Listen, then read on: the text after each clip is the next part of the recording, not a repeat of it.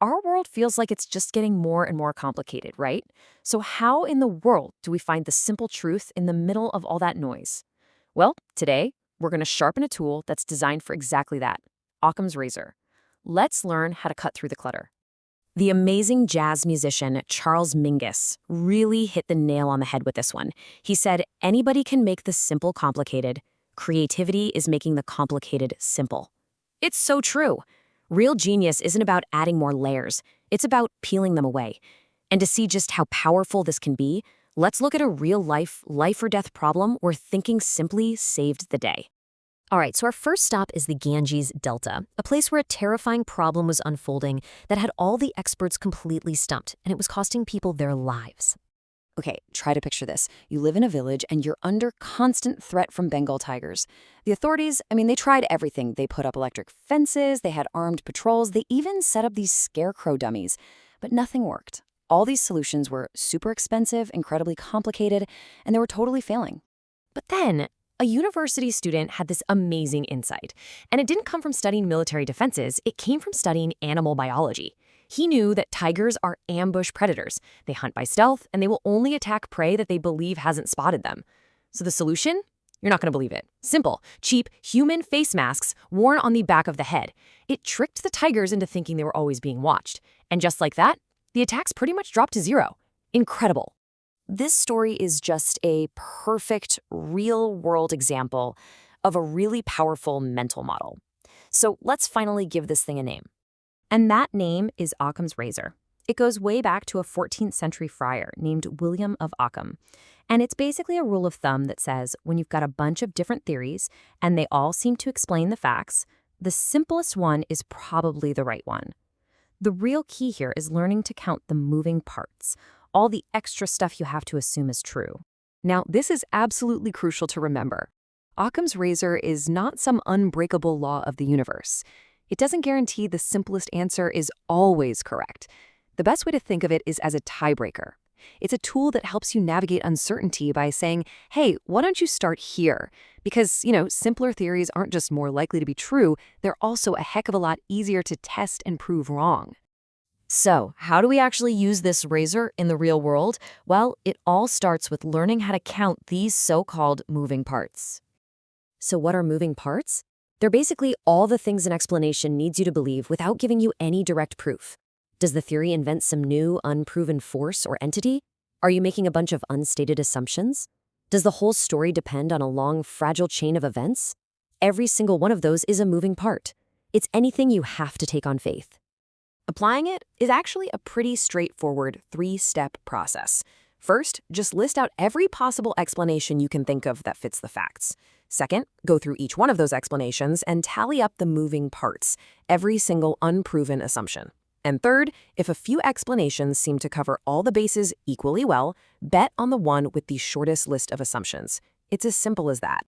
This all sounds really neat and tidy, but why? Why should we actually trust that simpler is better? What's the logic here? Well, the answer is in philosophy. It's just cold, hard math. Yeah, it really just boils down to probability. So let's say every little assumption you make is, 99% likely to be true. Sounds pretty safe, right? Well, with only 3 of those assumptions, your whole theory is still about 97% likely to be right. But what if you have 30 assumptions? Suddenly, your odds of being right plummet to below 74%. Each extra moving part multiplies your risk of being wrong. So that's the whole game right there. Complexity introduces more points of failure. Every new moving part you add isn't just adding to the story, it's multiplying the uncertainty. A simpler theory is stronger for one reason. There are just fewer things that can go wrong with it. But look, like any really powerful tool, this razor is not foolproof, and it's super important to understand when it can actually trick us. Because if you apply it blindly, it can really lead you down the wrong path. In medicine, for example, there's this famous saying doctors learn: when you hear hoofbeats, think horses, not zebras. That's pure Occam's razor. Go with the common, simple diagnosis. But there's a counter-principle called Hickham's dictum. And it's a reminder that complex systems, like, say, the human body, well, they're messy. A patient can have as many diseases as they damn well please. Sometimes the simple, single diagnosis is just plain wrong. And you know, one of the most famous failures of Occam's razor in science held back a huge discovery for 50 years. Back in 1912, a guy named Alfred Wegener presented a mountain of evidence for continental drift, but the entire geology community rejected it. Why? They said it was too complex. Their simple idea was that continents just don't move. That seemed easier to believe because Wegener couldn't explain what force was moving them. It took another 50 years for us to discover seafloor spreading and finally prove he was right all along. So what's the lesson from that massive scientific blunder? Well, first, that simple theory of static continents was actually hiding its own complexity. It forced you to ignore a ton of evidence to the contrary. Second, what seems simple often just depends on what you already believe. And finally, you always have to ask, does my simple theory actually explain all the evidence or just the parts that are convenient? So, keeping all that nuance in mind, how can you and I actually use this powerful tool in our own lives, in our own decision-making? I think it helps to think about it in two different modes. First, there's what you could call epistemic Occam. That's all about finding the most likely explanation. You know, like scientists trying to figure out what dark matter is. But then there's design Occam, and that's all about finding the most effective solution to a problem. Think of the tiger masks. The goal there isn't just truth, it's effectiveness and efficiency.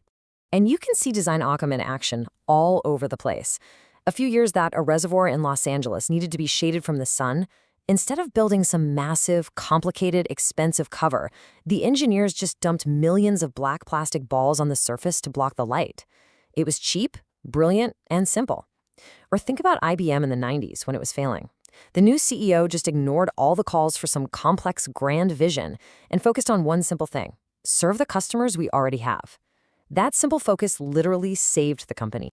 So here's the thought I want to leave you with. Occam's razor is an amazing, essential tool for cutting through the fog to find some clarity. But it's not a magic wand. It requires you to be vigilant. So the next time you're faced with a problem or you hear a simple explanation, don't just accept it. Ask yourself, is this genuinely the simplest, most elegant answer? Or is it simplicity just a mask, hiding a bunch of assumptions I haven't seen yet? And that right there is how you go from just thinking to thinking simply.